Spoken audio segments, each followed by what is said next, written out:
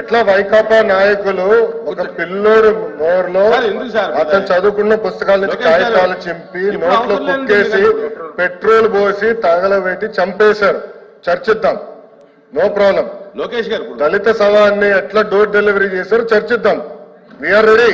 లోకేష్ గారు అంతేగాని పద్దాగా గౌరవ సభ్యుడు చెప్తున్నారు చెప్పలేండి. చైర్మన్ గారు ఆల్రెడీ ఒక రూలింగ్ ఇచ్చారు. పద్దాగా రోడ్ మీద వస్తాం కరెక్ట్ గా. త్రిమూర్తుల గారు మారుదామంటే రెడీ. వీఆర్ రెడీ సార్, మారుదాం. అమర్నాథ్ గౌడ్ గురించి మారుదాం. మీ ఎమ్మెల్సీ సభ్యుడు అనంతబాబు గారు ఏం చేశారో అది కూడా మారుదాం. చేయలేదా లోకేష్ గారు? చేయలేదా? అనంతబాబు గారు సవాన్ని డోర్ డెలివరీ చేయలేదని చెప్పండి. మీరు చెప్పండి, చెప్పండి, చెప్పండి సార్, చెప్పండి. సవాన్ని డోర్ డెలివరీ చేయలేదా అని అడుగుతున్నా. త్రిమూర్తుల గారు చెప్పండి. బీసీల గురించి మాట్లాడుతున్నారు కదా, అందుకనే మాట్లాడా. అమర్నాథ్ గౌడ్ గురించి కూడా మాట్లాడా. Challenging. Let us discuss. Lokesh garu let us discuss. Lokesh garu sir ఆయన కూర్చోమనండి sir. I'm right, I'm minister of the house, I'm right to talk.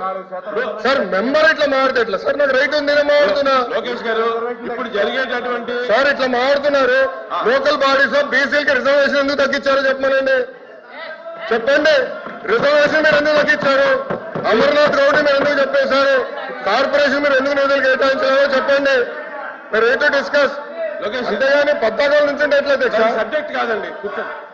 ఇప్పుడు అది సబ్జెక్ట్ కాదు, కూర్చోండి, కూర్చోండి, కూర్చోండి. అది సబ్జెక్ట్ కాదు, కూర్చోండి, కూర్చోండి, దయచేసి కూర్చోండి. నాయుడు గారు, నాయుడు గారు మీరు మాట్లాడండి. ఇంకా ఉందమ్మా, ఇంకా లాస్ట్ మీరు కొంచెం కాంట్రవర్సీ లేకుండా మాట్లాడండి. అధ్యక్ష, మీ క్లారిఫికేషన్ నేను అడగండి. నేను మంత్రి గారు చెప్తున్నాను. కార్పొరేషన్లు ఏర్పాటు చేశారు అధ్యక్ష. చైర్మన్లు, మెంబర్లు ఉత్సవ విగ్రహాలు మాత్రమే ఉన్నారు తప్ప బీసీల కోసం ఏం చేయలేదు. బీసీల ద్రోహి జగన్మోహన్ రెడ్డి గారు అని చెప్తూ ఇప్పటి ముఖ్యమంత్రి నారా చంద్రబాబు నాయుడు గారు 900 కోట్లు 9 నెలల కాలంలోనే విడుదల చేశారు అధ్యక్ష. 900 కోట్లు విడుదల చేసి బీసీల పక్షపాత అయ్యాడు అధ్యక్ష. బీసీల భగవంతుడు అయ్యాడు అధ్యక్ష. ఈ మాట ఎందుకంటున్నానంటే అధ్యక్ష, గత ప్రభుత్వం లబ్ధిదారులకు సంబంధించినటువంటి రాయితీ విషయంలో కూడా అక్కడ కూడా ఒక కొరేసింది అధ్యక్ష. లబ్ధిదారులు ఎంపికైనటువంటి లబ్ధిదారులు 10-20% ఖచ్చితంగా కట్టే తప్ప లోన్లు ఇచ్చే పరిస్థితి గత 5 సంవత్సరాలు లేదు అధ్యక్ష.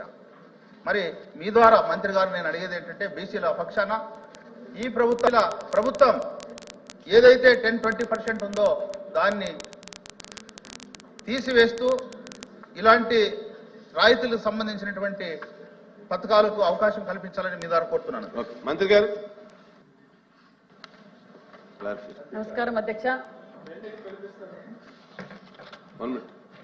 8 నెలల కాలంలో సుమారుగా ఇప్పుడు ఈ మధ్యకాలంలోనే 900 కోట్లు సుమారుగా రిలీజ్ చేసి బీసీల సంక్షేమానికి తెలుగుదేశం పార్టీ కట్టుబడి ఉందని చెప్పి తెలియజేయడానికి వారికి మంత్రి గారిని అదేవిధంగా మీ ద్వారా ప్రభుత్వాన్ని అభినందిస్తున్నాను. ఇక్కడ గత ప్రభుత్వంలో చూసాం, ఏదైతే గౌరవ సభ్యులు చెప్పారో అన్ని సంక్షేమ పథకాలు రద్దు చేశారు. బీసీలకు సంబంధించి అన్ని సంక్షేమ పథకాలు రద్దు చేశారు.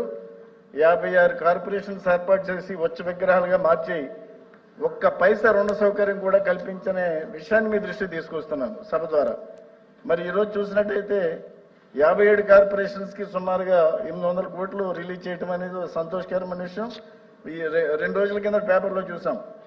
మహిళలకి స్వయం ఉపాధి కొరకు వాళ్ళకి కుట్టు మిషన్ల ద్వారా శిక్షణ ఇచ్చి 1,00,000 మందికి వాళ్ళని బెనిఫిషరీస్ సెలెక్ట్ చేసి వాళ్ళ కుట్టు మిషన్లు అందించడం అనేది ఒక మంచి కార్యక్రమం కూడా ప్రభుత్వం చేపట్టింది. అందుకు కూడా మంత్రి గారిని మీ ద్వారా అభినందిస్తున్నాను. ఇక్కడ నేను అడుగుతుంది ఏంటంటే మంత్రి గారిని, ఏదైతే